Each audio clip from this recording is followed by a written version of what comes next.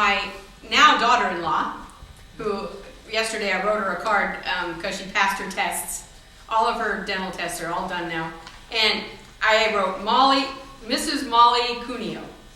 That was which was really weird. But she, a couple of months ago, she said to me, you know, you really could undo your hair a little bit and lighten it up.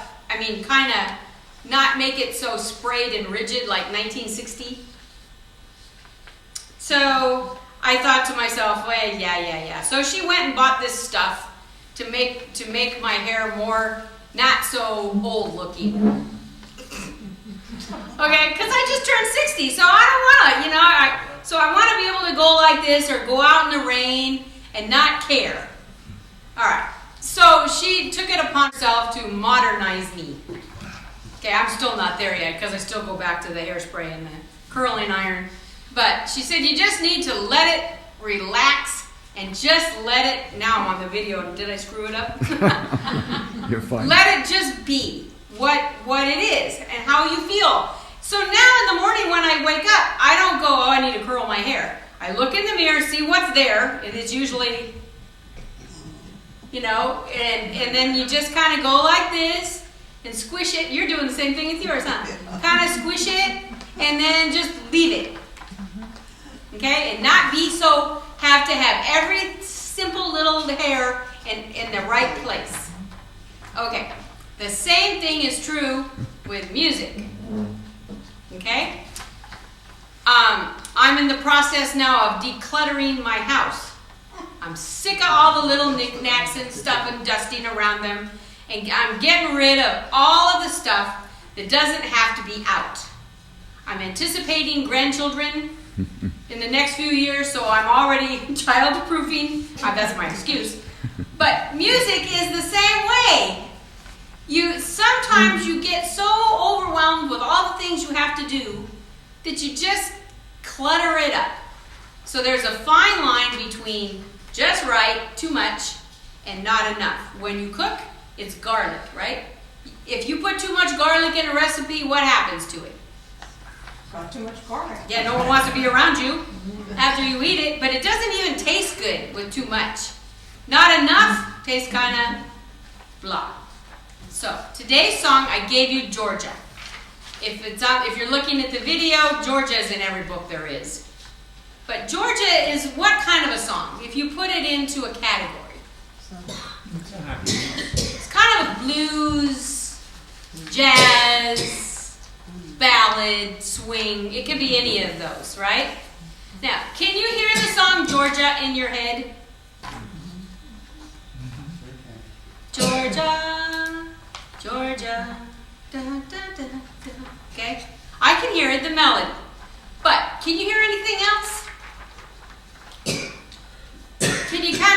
You can either just put it in a box and just play the notes that are there, or you can just kind of take your hands to the notes and go like this and just let it go. All right, here's the problem. Most musicians who read notes don't have the guts to do that. That was me. I was a note reader. See the spot on the paper, play the note on the keyboard, and I'm there. Consequently, I never had an attitude. And that's the sign on that back wall. Attitude. Attitude comes from how you hear the music. Where is it? Now my husband has an attitude. This goes on the internet. Not just in music, but generally about everything. He's passionate about lots of things.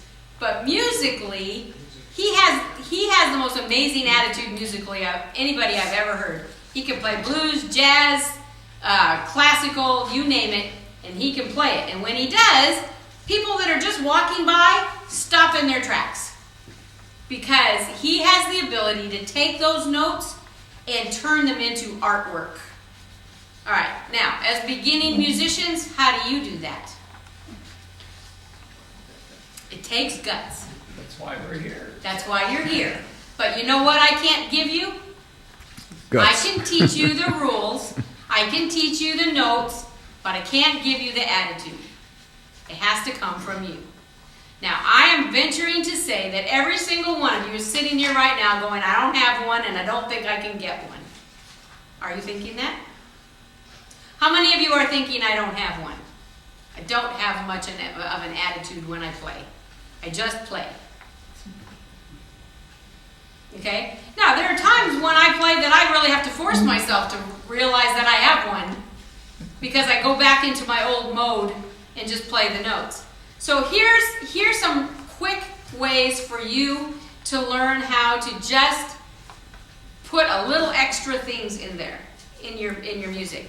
Now, if you look at the chords on Georgia, they're really not easy, but I don't care about the chords right now. Today we're going to kind of just talk about the melody.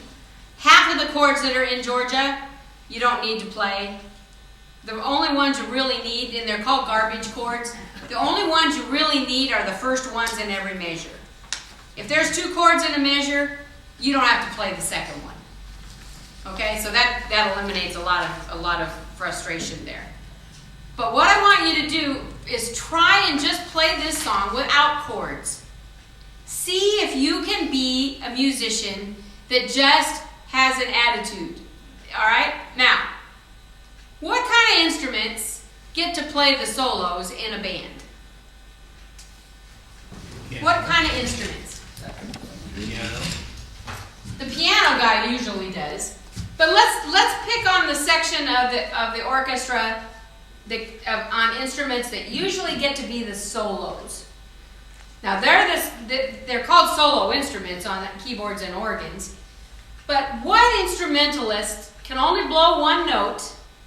So which would be the melody, right? Only can blow one note at a time. Name some. Clarinet, Clarinet. trumpet, Trumpet.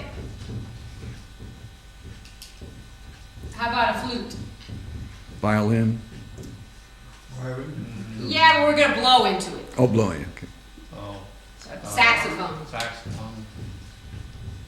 And trombone. I think that's pretty much it. Let's keep it to that. Oboe can go in there too, but he isn't going to play in a jazz band. Okay? So let's say we only have 5 choices. A piano player can also do that because he's just going to play just the melody line. All right. With that, we're going to take Georgia and we're just going to put on an instrument that can blow one note. And I put my little handy dandy music holder up there. And I'm going to use a clarinet. We were talking about clarinet yesterday. There's only one problem now when you do this. Whether you're playing a piano, a keyboard, whatever style you choose, you have to think about the person that's playing that instrument. How long can he blow that note? Can he turn green after a while if you go...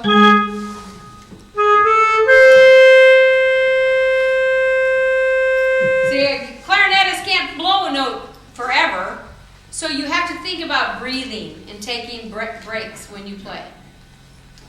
You have to think about the singer singing the words. Georgia. He isn't going to go, Georgia.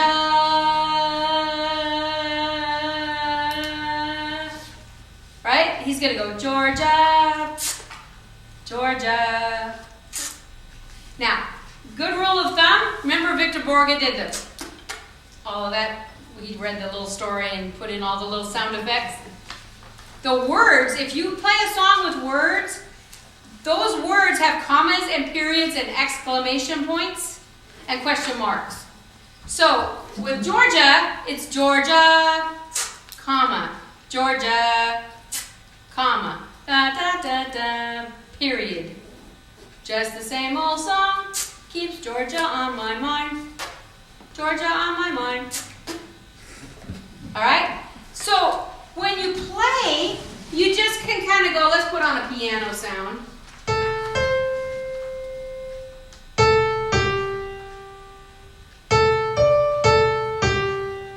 Comma.